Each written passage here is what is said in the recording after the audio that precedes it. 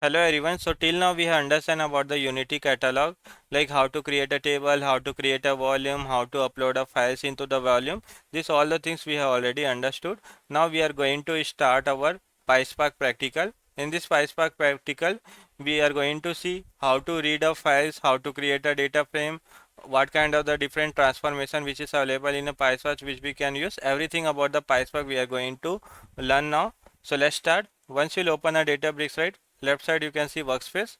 Click on the workspace. What actually we are going to do, we are going to create one folder. Click on the folder, and folder name I will give the PySpark tutorial something. This is the new folder actually I am creating. Under this PySpark tutorial, what actually I will do, I will create a new notebook. The notebook name you can give anything. I will give the name as a PySpark. The PySpark name actually I am giving. This is a notebook we have created, and in the compute, right, by default you will see a serverless. This also this we can use a serverless compute. Now this is the notebook we have created. Now in the left side, right, in the left side you can see we have a catalog.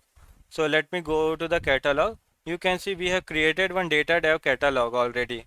Now what actually I will do for this practical, we are going to create a new catalog. Let's revise what are the things we have already learned. So click on the create a catalog. We are going to create a new catalog.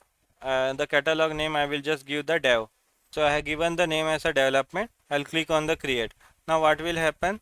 One development catalog will be created. If you want to configure, you can do that. I'll just cut it. You can see left side we have a development catalog. So we have created one catalog.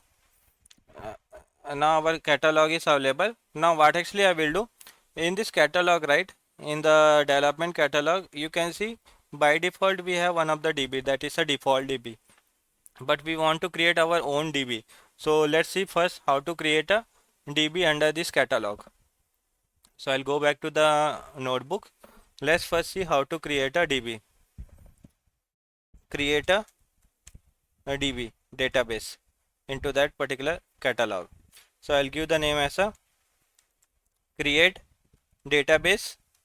Where you want to create a DB in the catalog, right? So first you have to pass the catalog name. I'll give the name as a development. This is the catalog we have created, right? Create database, and the DB I want to create as a data. So development catalog, I want to create a data DB. Shift and enter. If you press, you can see it is start executing. Now after that what will happen? The spelling mistake is there. Development. Now let me execute again. Now you can see one data base got created. Now if I show into the catalog, right, in development, let's click on the development, you will see one more DB, that is a data DB. So this is the data DB we have created. Now this data DB actually we will use it for our practical. Now we have a development catalog, and also under this development catalog we have a data database. Under this data database we will create a different tables, and also we'll create a different volumes. So now let's create one volume so that we can store our CSV file. So how actually we can do that? I'll go back to the notebook again. Now let's create a volume. Create a volume. So for creating a volume, what you have to write? Create. You have to write create volume and the volume name. Where you want to create? I want to create into the development catalog. We have a data database. Under this data database we want to create one volume. So volume name I will give as a files. I will give the volume name as a files. This is the volume name I want to give. Shift and enter. If you will do, right, it will start executing, and you can see volume also got created. Now if I show you in the catalog, right, in the catalog, in the development catalog, in a data database, you will see one volume will also be created. Click on the refresh catalog, development data. Left side you can see one volume got created. This is the volume. Under this volume, if you want to upload any file, you can do that. So click on the files. I clicked on the files. After clicking on the file side, what actually we'll do, we'll try to upload a files. So if you want to create a directory, right? So let me create one directory name as a orders.